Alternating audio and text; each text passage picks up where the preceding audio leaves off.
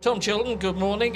First of all, congratulations. I've just learned that race one tomorrow, I think, will be your 400th in the British Touring Car Championship. Is that cause for celebration?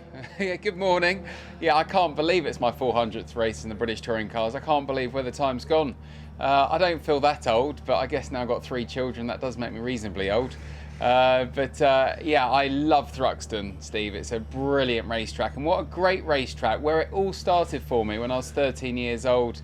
I learned how to drive. I used to go to school only an hour's drive away from here near Henley, and I used to come down here when I was 13. Every Thursday afternoon the headmaster let me get away from school to learn how to drive in a Lotus Elise. It was the Ian Taylor Racing School. Yeah. And yeah, 13 years old, I was then the youngest person to get a racing licence. So what a great place to be to get my 400th race start. And look where it all led, and what a headmaster he must have been.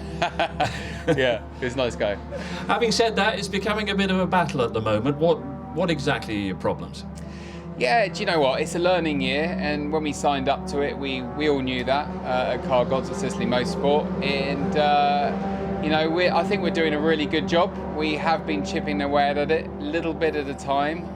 The problem is when you start something new, it wasn't just a new car, it was also the fact that it was rear-wheel drive, not front-wheel drive, and both myself and Adam are front-wheel drive experts, and we're very quickly learning how to be rear-wheel drive experts on the job. And it's the first time for the team running rear-wheel drive in the British Touring Cars. And you know, to start with, you go, oh, I'm only 2 or 3 tenths of a second off, and you know, we can work that out with the car setup and my driving. But when the whole grid's within half a second of 30 cars, I mean, it is so close, this championship. It puts you not in the top 10, and you know, we've had a couple of whiffs in the top 10 this season, but we haven't been there every race meeting, and it has been a little bit of a struggle. But like I said, it was our learning year, and the good news is that we're just slowly moving forwards. Has it surprised you that it's taken this long to make that adjustment to rear-wheel drive, and what are the specifics that you've got to try to contend with? Honestly, yes. I thought, you know, like any racing driver, after the first race, I'll be fully up to speed. And as much as when I'm driving it, I went straight out the box this morning, flat out, like wakey on a coffee, drifting at 130 miles an hour out of church. And, you know, as much as I can drive it flat out the box, it's those couple of tenths of a second which comes through driving it year after year, just like Colin Turkington has, and being run by Wesso Racing.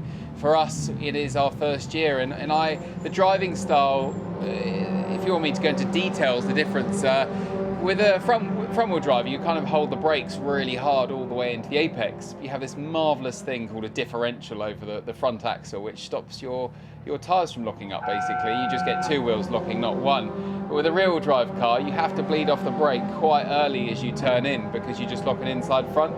So both me and Adam at the very start of the year, we were both getting through like 4 flat-spotted tyres a weekend, like instantly. Done like a few laps, we had to put them in the bin, so down to canvas.